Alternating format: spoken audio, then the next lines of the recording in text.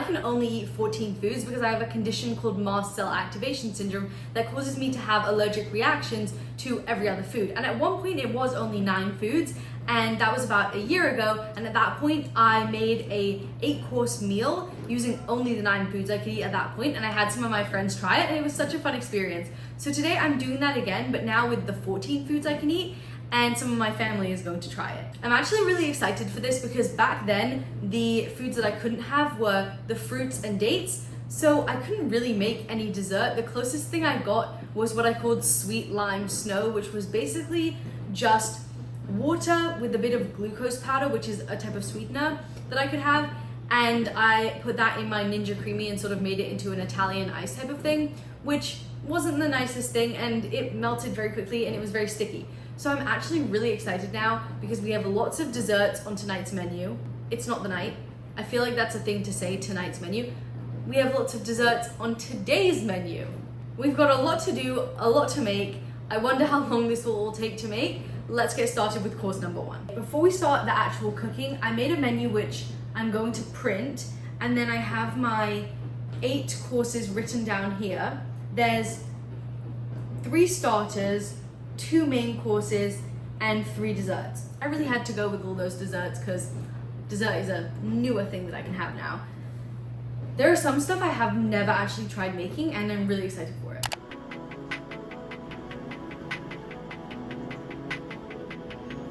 First course is cucumber watermelon salad. Got our watermelon and our cucumber.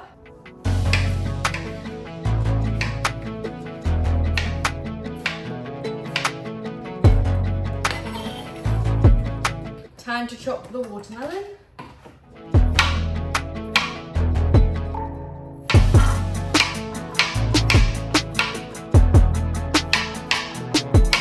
Okay, this is what we've got so far. Now for the dressing. I'm starting with some olive oil. This is my favorite olive oil, and the last time I went to the grocery store, I saw that they had it in a squeezy bottle, so I bought it, of course. Why is it not? This is the second time I've done that. If you saw my short making the cucumber salad, I also did that. I forgot to take the thing off.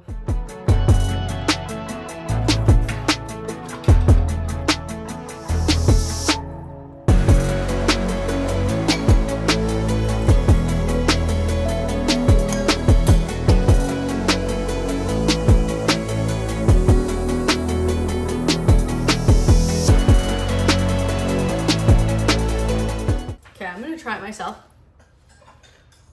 It's actually really good. The sweetness with the oil, with the olive oil, and the saltiness is really, really nice. I've had watermelon with salt before and lime, but I've never had it with the olive oil, but it actually has a really, really nice touch. Next course is crispy green beans, so I'm going to preheat the air fryer. We're ready for the green beans. I'm not going to put too many in because it takes a while to cook if there's more, and I don't need that many for this course. Some olive oil on the beans. As the green beans are cooking, I'm going to start on the 3rd course, which is cucumber noodles, which whenever I make zucchini noodles, people always assume they're cucumber for some reason, but I've never actually tried to spiralize a cucumber. So let's see how well this goes. Me and all my kitchen gadgets. I've got my slicing cucumber. I don't know if I should peel it. Maybe a bit. Okay, I've peeled it a bit. Now time to spiralize.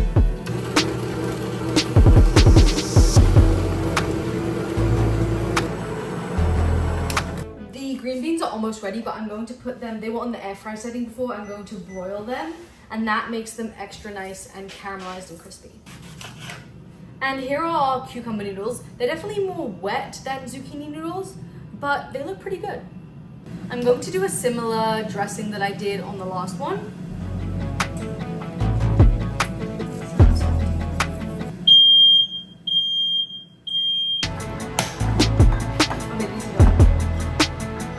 The green beans are ready.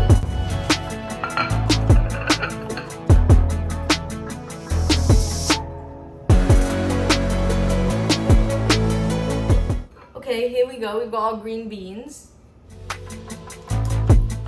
This is how I decided to plate them. The green beans were really good. They could have definitely used with a bit more crispiness, but the fire alarm went off, so yeah. Our cucumber, I was about to say zucchini noodles, but we've got our cucumber noodles. Have been marinating for a bit. Funny. How else is this?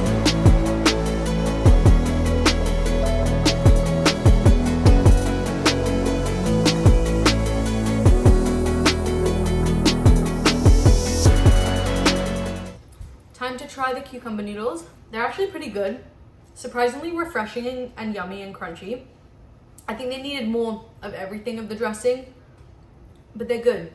I could actually see myself making this again and potentially doing a lot more with this. Maybe even adding some of the watermelon or watermelon juice or making some type of watermelon dressing. I feel like that would add a lot to this. On to course number 4. Course number 4 is probably one of my favorite things to make just because it's fun and I get to do fun little weird things with the food, you'll see. But we're making turkey zucchini boats.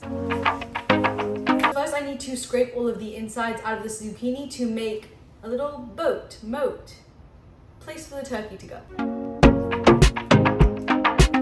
We've got one here, this is perfect.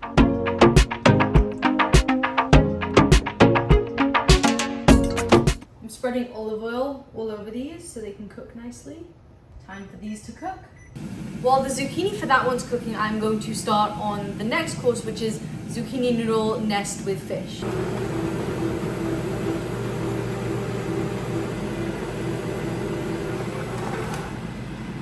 We've got our noodles ready now to cook. While the zucchini keeps cooking in the air fryer, I'm going to start on the turkey.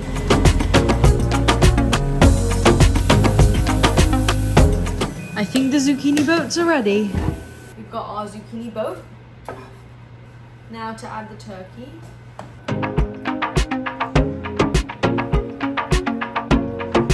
Okay, now time to add the toppings. We've got lime and some flaky salt.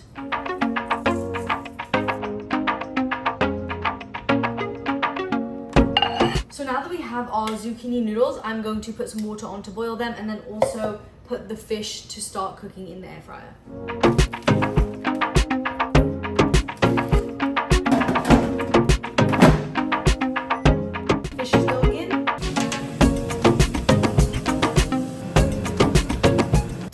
Course number 7, the first of the dessert courses, sweet and salty pop not corn. We need to first put some water lily seeds in the air fryer. I actually do them on the dehydrate setting, that way they get really nice and crispy. And I'm first going to make them all salty.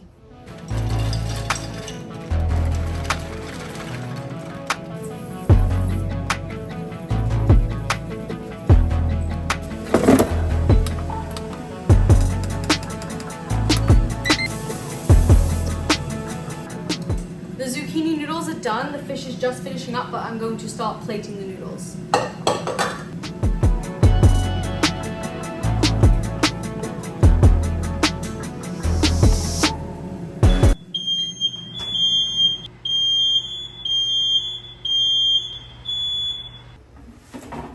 Fish is ready.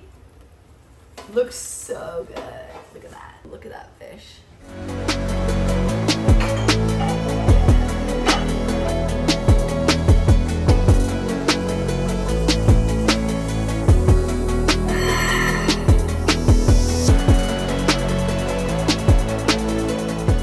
That one is probably the most similar to what I eat on a daily basis, and it's also the prettiest and the most aesthetic. I still have a few more minutes left on the next course, which is good because it gives them time to eat. The salted ones are ready, so I'm going to take about half of this out, and then I'm going to make the rest of it sweet. So we have a good balance of sweet and salty. I'm adding some glucose powder. And this should caramelize a bit and make it really nice and sweet. Okay, now we've got our sweet ones, so time to put them in the bowls.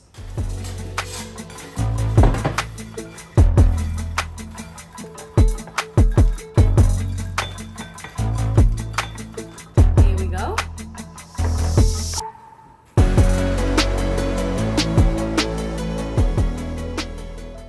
This is really good. I usually do it salty, but the sweet is really nice. It's hard to get it very sweet because the glucose powder is not that sweet, but if I put enough, it works really well. And the mix between dehydrating it and roasting it adds that caramel flavor. It's very good. Okay, we're on the second to last course. We're making warm dates stuffed with pear. I'm actually so excited for this. I've never made anything like this. I'm going to caramelize the pear using glucose powder, which I actually have done once before and it worked pretty well. So I'm excited to do this one. I used to love making dates and putting almond butter in them back when I could have nuts, like 6+ years ago. My friends and I used to love doing that and putting chocolate on top. It was so good. So I'm excited to make something that sort of resembles that.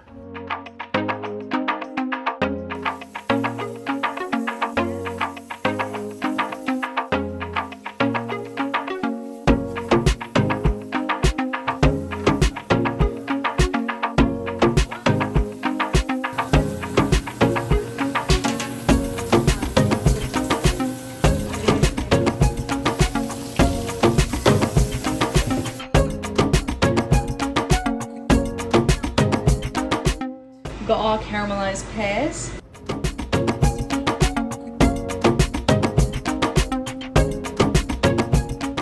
Here we go. This is pretty good. The pear is so nice, and I think the date sort of wraps it in that nice chewy texture as well. Apparently that one was a little bit too sweet, but then I suggested maybe we put salt on it, but I got laughed at because why do I like salt so much? Well, why do you think I like salt so much? I can only eat salt. What else do you expect me to put on it? It's time for the final course. A very, very exciting one. Watermelon sorbet with crunchy raspberry topping. Recently, I made this watermelon drink that was absolutely delicious where I blended watermelon, lime, and salt.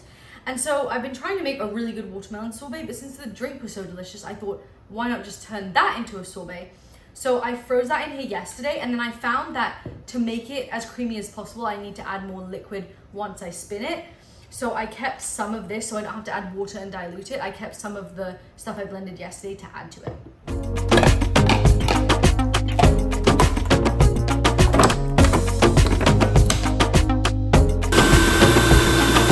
Liquid, so let's do that. It looks so good. So pink.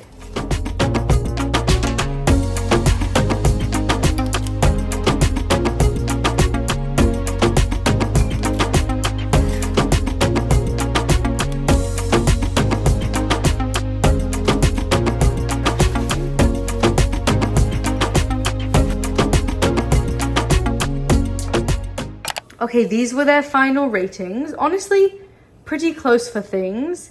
Watermelon cucumber salad and the zucchini noodles with fish definitely ranked the highest on both ends. Least favorite were the crispy green beans and the warm pear stuffed dates.